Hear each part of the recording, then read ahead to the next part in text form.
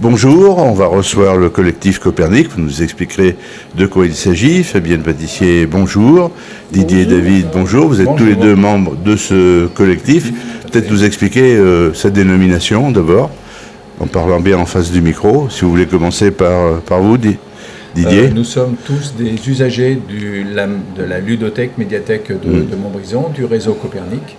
Et nous avons été un peu surpris, voire choqués d'apprendre que les horaires d'ouverture de la médiathèque et de la ludothèque allaient diminuer de façon drastique. Alors la collectivité qui gère ces équipements, parce que c'est au pluriel, elle est intercommunale, c'est la communauté d'agglomération. Hein. Voilà, c'est la communauté de Loire-Forêt Agglo. Alors ça représente combien de points de distribution de livres? Il y a une seule ludothèque, j'imagine. Alors, je dirais qu'il y a 3 médiathèques qui sont concernées, qui sont Montbrison, Saint-Just-Saint-Rambert et Noirétable. D'accord. Et il y a une ludothèque sur Montbrison qui dessert avec un ludobus toutes les autres communes. Il faut savoir que à la médiathèque, bien, les horaires étant réduits drastiquement, à la ludothèque, les jeux ne sont plus vérifiés. C'est-à-dire que si vous prenez s'il manque une pièce, vos enfants ne peuvent plus, ou même vous ne pouvez plus jouer. Voilà. Et notre souci en tant que collectif, nous sommes vraiment un collectif d'usagers un petit peu en colère. Nous n'avons aucune position politique que ce soit, c'est pas notre problème. C'est une posture d'usagers, de lecteurs, de parents de grands-parents, d'usagers qui ne peuvent plus aller à la médiathèque comme ils souhaitent. Alors, quels sont, pas rentrer dans le détail des horaires, mais les jours qui vous ont le plus pénalisé? C'est le samedi après-midi. C'était un jour où toutes les familles avaient la possibilité de se retrouver, d'aller chercher des livres. Et d'y amener les enfants pour les choix parce que ce n'est pas uniquement une médiathèque, c'est aussi un lieu de vie où on retrouve beaucoup de personnes qui viennent lire les journaux, des jeunes qui viennent passer l'après-midi. Et c'est surtout le samedi après-midi qui est très pénalisant. Est-ce que ça a eu des conséquences sur le nombre d'usagers, de gens qui fréquentent ces équipements? Je pense, on n'a pas de chiffres à donner, mais je pense, vu le nombre de personnes qui se sont heurtées aux portes fermées le samedi après-midi, je pense que beaucoup ont baissé l'utilisation de la médiathèque. Alors est-ce que l'accès est gratuit? Est-ce que vous devez payer une petite cotisation annuelle pour accéder à ces services? On possède une carte qui est gratuite. Voilà, on possède une carte et on avait la possibilité d'avoir un emprunt de 15 livres, 15 CD. Enfin bon, voilà, on avait du livre, du CD, du DVD, des revues, voilà. Et à la ludothèque que nous fréquentons peut-être un peu moins, c'était, je crois, 7-8 jeux, il me semble.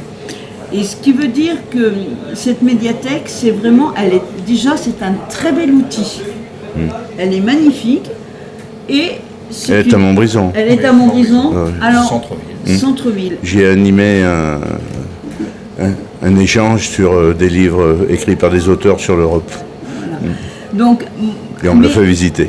À Montbrison, le samedi matin, il y a quelque chose de superbe, c'est que nous avons le marché. Donc, il est évident que la médiathèque est en plein centre-ville, les gens vont pas faire leurs courses avec leur paquet de livres et leur môme sous le bras. L'après-midi, c'était vraiment un endroit où tout le monde pouvait se retrouver. Et comme cette médiathèque est plein centre-ville, eh bien, il y a aussi la possibilité que les gens allaient dans les commerces environnants. Il fait beau, vous allez manger une glace, vous allez boire un coup à la terrasse du bistrot. Et là, malheureusement, elle ferme à 13h. Est-ce qu'il y a une complémentarité, puisqu'il y a 3 médiathèques? J'entends par là, par exemple, si vous avez un livre que vous avez vraiment envie de lire, il n'y en a pas, mais il est présent à Saint-Just-Saint-Rambert. On a la possibilité de réserver les livres. C'est-à-dire que si on souhaite un livre, on fait une réservation et le livre arrive à la médiathèque. Donc on vient le chercher à la médiathèque. Donc il y a tout un réseau, le réseau Copernic, qui est très bien fait. C'est vrai qu'on parle d'un très bel outil, et qu'un très bel outil qu'on va utiliser de moins en moins.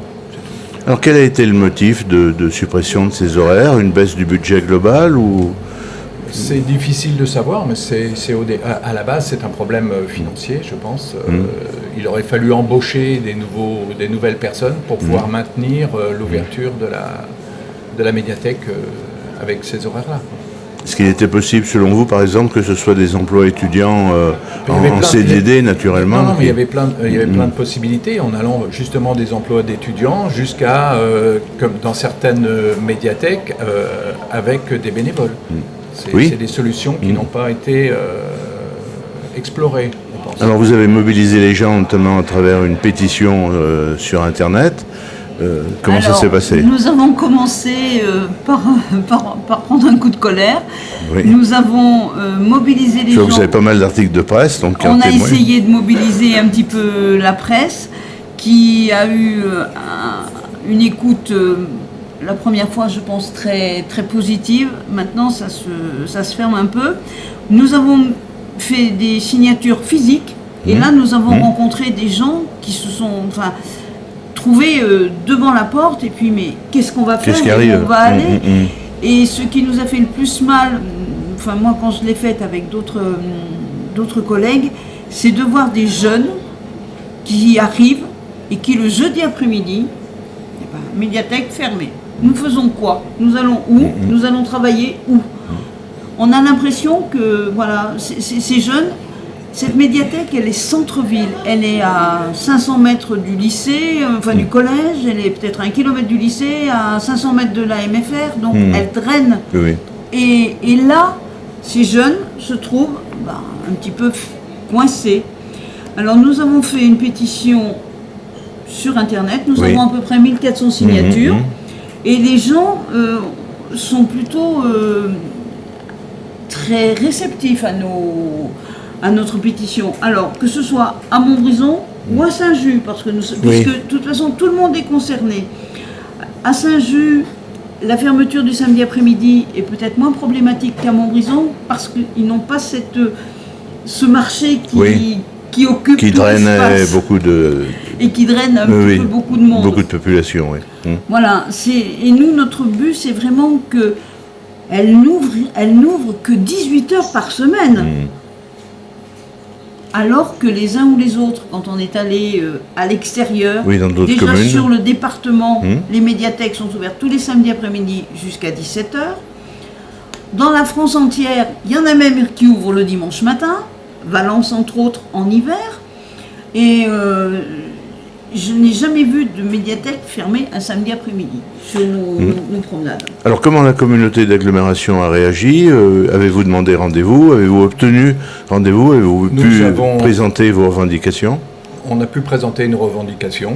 On a effectivement été reçus par des représentants de des vice-présidents à la culture, je crois. Par la responsable des services culturels, par l'élu responsable de... Fonctionnaires territoriaux et élus. Oui.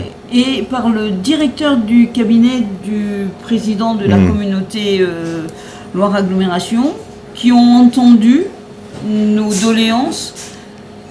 Voilà, ils les ont bien entendues. Mais derrière... Et vous avez fait des propositions concrètes, comme celles qu'on évoquait, pourquoi pas un appel à des bénévoles ou à des emplois étudiants temporaires? On a même fait sur notre page Facebook un petit libellé où on demande aux étudiants de nous faire part de leur intérêt pour travailler à la médiathèque. Et il nous a été répondu que Montbrison n'est pas une ville étudiante. Et si vous voulez, ce qui conforte le fait que les étudiants peuvent... il y a des étudiants à Montbrison, c'est que le cinéma fonctionne avec des emplois étudiants. Oui, donc un bon argument. Donc, alors, on peut comprendre qu'il y ait des contraintes financières. On se rend bien compte que... les collectivités locales sont bien affectées. Mais quand on vous dit quand même qu'on réduit les horaires parce qu'on est victime de son succès, il y a quand même quelque chose... Ça fait un peu contradictoire. Voilà. Alors là, on approche des vacances d'été, on sait que c'est toujours un petit peu calme plat. Comment ça va se passer? Comment vous voyez l'avenir immédiat, toujours pour votre mobilisation? Ça va être effectivement compliqué, et ça va être encore plus compliqué parce que les horaires de la médiathèque vont encore être réduits, enfin pas réduits, modifiés pour la période estivale. Pendant la période estivale, tous les après-midi. Et tout le monde ne peut pas partir en vacances. Tout le monde ne part pas en vacances. Et les après-midi, la médiathèque va être fermée. Tous les après-midi, ça sera ouvert uniquement les matins. Et comme je le disais tout à l'heure, c'est un lieu de vie. Et donc les personnes, qu'est-ce qu'elles vont faire au cours des après-midi? Alors on aborde un petit peu la fin de notre émission, le temps passe vite.